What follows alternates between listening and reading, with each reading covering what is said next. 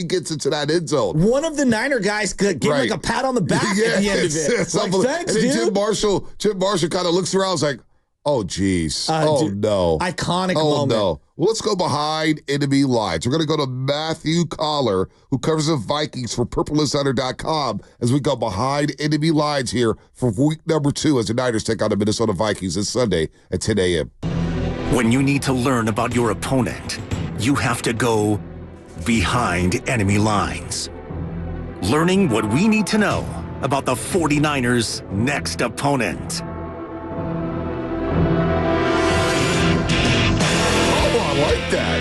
I like that. I feel like a wrestler's going to come out to a bunch of pyrotechnics. Matthew, good morning to you, brother. Matthew Coller joins us here on the River Islands. Matthew Coller joins us on the River Islands guest line. All guests on 95.7 The Game appear on the River Islands guest line. Isn't it time for you to discover the islands, River Islands in Latham? Matthew, how you doing, man? Good morning. I'm doing well, actually kind of pretty jacked up for this game after the Vikings blew out the Giants. San Francisco gets a blowout, so let's see how good everybody really is, right? Absolutely. Do they talk about the Jim Marshall play in Minnesota from way back in 1964? Do you know about that play? Oh, yeah. You could not live in Minnesota and not be aware of the Jim Marshall play. I actually think it might be one of the reasons that he's not in the Hall of Fame, which I personally think is kind of a travesty that he's not. I mean, he was a captain for the Vikings for 14 straight years and Bud Grant's favorite player of all time. And I think that being his main highlight that everyone thinks of, plus playing on the same line as Alan Page and Carl Eller, probably gets overlooked. And people go back to those Pro Bowls, which is really unfair because all the other Vikings defensive linemen were getting those Pro Bowls. I mean, all-time great NFL player, but certainly a quintessential NFL blunder as well. Wow, that's some good knowledge right there. Wow, not even in the Hall of Fame. Jim Marshall was unbelievable. The Purple People Eaters, of course, back in the day in the 60s and 70s, of course, the Vikings had a powerhouse out there, going to 4 Super Bowls. Unfortunately, didn't win one. But Niners and Vikings got a nice little history. I just brought up the 87 game, divisional round, upset the apple cart. Bill Walsh almost got fired from that game. When we say Niners and Vikings, because we are jacked up about it, and we understand that I'm in the belief that this could be a close game. It's tough playing in that dome. They got the horn going on. But when I say Niners and Vikings, what do you think of here, Matthew? Yeah. Well, the first thing I think of is just how the Kirk Cousins era Vikings always struggled so much. But now, now it's kind of a new opportunity to play better against this team because it felt like every time Kirk Cousins would play the San Francisco defense, they were able to shut down the run, and then they would force Cousins to be a drop-back quarterback, and that wasn't very good for him. That wasn't ideal. I mean, if you talk about back in the day, of course, 87 comes up, but I think of all the talent that these two teams have run out there. I mean, especially wide receiver. This is the Randy Moss team, the Jerry Rice team. How about John Randall going at it with Steve Young throughout the years? I mean, the histories of these teams, are incredible. And when you look at really there's a great stat that all Minnesota fans know, which is that the Vikings have the highest regular season win percentage of any team without a Super Bowl. So when you look at those teams that have won a lot of games in the regular season, of course, San Francisco is up there on that list as well.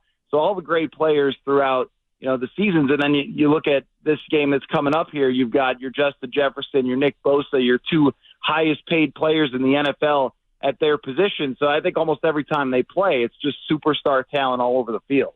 Yeah, and you referenced Justin Jefferson. We watched him in the receiver doc, and everybody plays fantasy football now. That's kind of how the prism of knowing every team is. And everyone knows he's a stud. Sam Darnold, however, at quarterback, we have a little bit of familiarity because he was here backing up. Brock Purdy played in Week 18. And, you ask 10 people about Sam Darnold, you get 10 different answers. So what's the feel on Sam Darnold? It looked like he had a great week last week. Yeah, he had a phenomenal week. I don't think anybody would have guessed that he would have had, that high of a completion percentage for a guy that's rarely been over 70% in games in his career. I think I looked this up that he had only had 5 games where he had completed 70% of his passes or more. Wasn't that like Steve Young in 1994 was completing 70% of his passes? Look at you, man.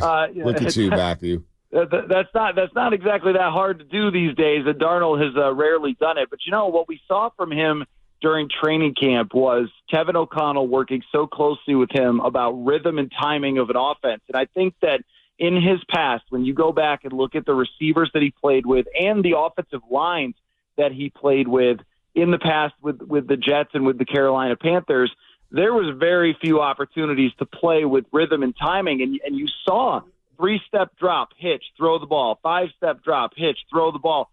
And receivers are there, and they're open. And I think they have a very good offensive mind in Kevin O'Connell, who took some pages out of Kyle Shanahan's book with some really interesting motion. There was a 22-yard pass that Darnold had where they put the fullback in motion. And, Kyle Juszczyk would be pretty proud to see that. And, it kind of took a defender out of the play.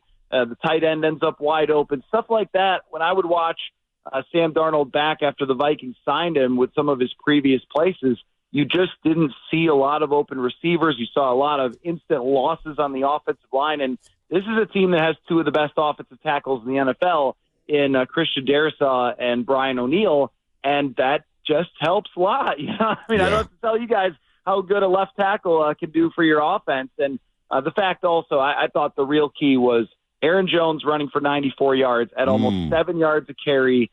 He was so dynamic in this game, and it allowed Sam Darnold to play from ahead, play comfortably. And if things weren't there, he completed 12 of 13 to tight ends or running backs. If it's not there, check it down to Aaron Jones. He'll make something happen. Throw underneath. And I think for at least 1 week, he adopted that mentality. Now, if he goes back to it's a tight game or they're losing, and now all of a sudden he feels like he's got to do everything with the arm, that's where you're going to get those interceptions and sacks and mistakes from him. Matthew Coller breaking down the Minnesota Vikings here on the River Islands guest line. Matthew covers the Vikings for PurpleInsider.com, a wealth of knowledge when it comes to all things Minnesota. It sounds like he knows his football very, very well. All right, Vikings move on from Kirk Cousins. I want to know the reaction to that. How did Vikings fans feel about Kirk Cousins moving on to Atlanta? Were Viking fans basically done with Kirk Cousins? Was basically, it's like, hey, you know what? Let bygones be bygones. We get it. Or was there some vitriol about Kirk Cousins moving on from Minnesota? No, I think that everybody understood that it was just time. I mean, he had been here for 6 years, and they had won nothing. And their best season was a fluky 13-win year where they won, I think, more one-score games than anybody in history or something like that, where they ended the season with a negative point differential, even though they won 13 games.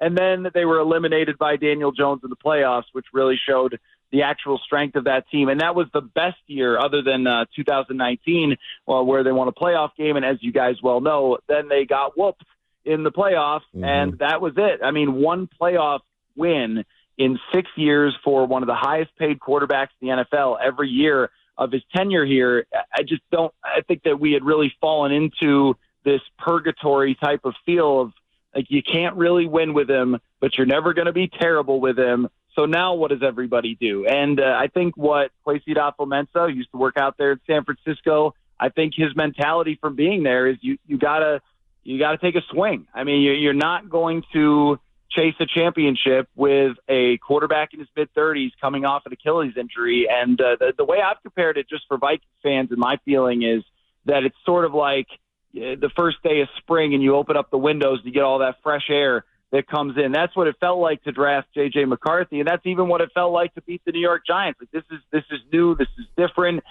They added so much talent on the defensive side that I thought didn't get talked about maybe enough because everyone was focusing so much on the quarterback situation. I don't think this team is suddenly, well, you get rid of Kirk Cousins and now you compete for a championship. I don't think that, but you could see down the road of being able to add talent with the cap space that he allowed them to have now in the future. I mean, you look at what Dak Prescott made. Think about this. J.J. McCarthy's salary next year is going to be like $50 million less than top starting quarterbacks.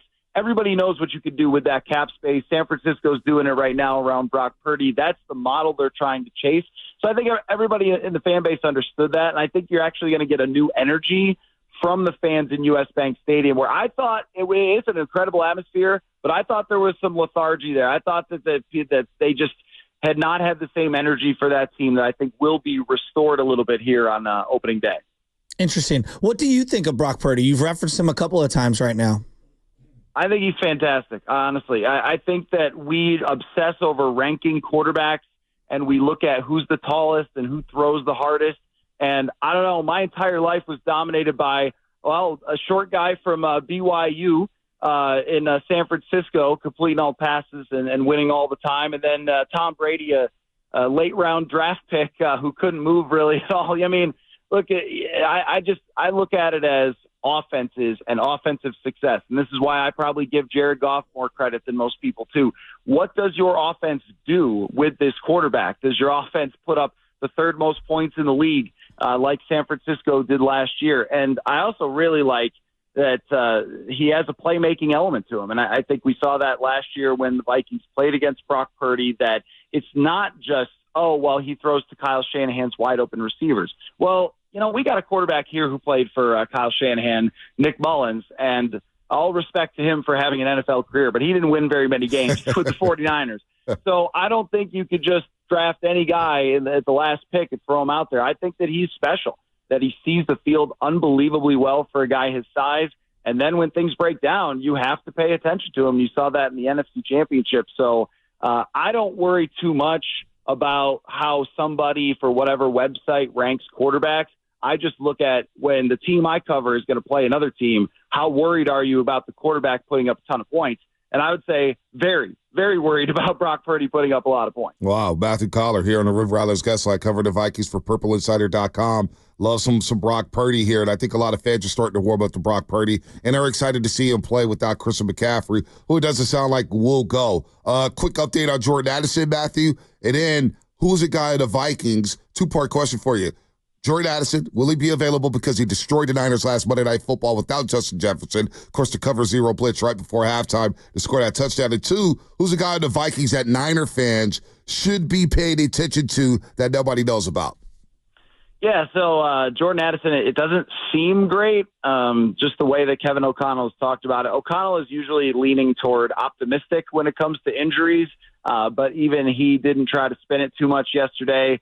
He missed practice. We'll see what happens today as far as practice goes. But, I mean, if it's a high ankle sprain, that usually takes a couple of weeks to get back. And Addison has kind of had issues with his ankles recently. I don't expect him to play at this moment, but, you know, things can change as we go forward. And I know that would be a sigh of relief for 49ers fans because he is that good. Jordan Addison is a tremendous wide receiver. So that would be a big blow. And next man up is definitely somebody you'd have to be in a 30-team fantasy league to know about Jalen Naylor, I think, because he's a guy that had maybe 9 catches going into this year previously, but he's struggled with health. When he's healthy, he can play. He scored a touchdown last week. He's more of a deep threat wide receiver, but plays in a similar type of fashion as a shifty type of route runner who can make contested catches. The team has been really high on him for a couple of years now, but he's just run into these health issues. So now that he's finally healthy, that's somebody that they should pay attention to. And the other guy I think is Ty Chandler, who wasn't a huge part of the game plan last week because Aaron Jones was so good. But Chandler is a guy that runs 4.3. He's a pretty big guy and has some real jolt to him. They like to throw little screen passes, swing passes, and he can kind of make something out of nothing. So I think they're going to need contributions from pretty much everywhere if Addison is out, because they also don't have TJ Hawkinson either. So they're a little bit shorthanded here, even though, of course, Justin Jefferson is always going to be Justin Jefferson. Wow, I can't wait for this game. 10 a.m. U.S. Bank Stadium is going to be rocking and rolling. Who's going to blow the horn? Who's blowing that big Viking horn? Who's doing that this week? Do you know any insight on that? I don't. They don't tell anybody until the last minute, until the guy walks up to the horn. So I have not heard. Maybe it's John Randall with eye black on. Who knows? Who knows? Matthew, really good stuff, man. We appreciate the knowledge and the expertise on the Minnesota Vikings. Continue the great work, brother. Yeah, thanks for bringing me on. Anytime. Matthew Coller here on the River Islands Guest Line, covering the Vikings for PurpleInsider.com as we go behind enemy lines. Jordan Addison may not play. So if he doesn't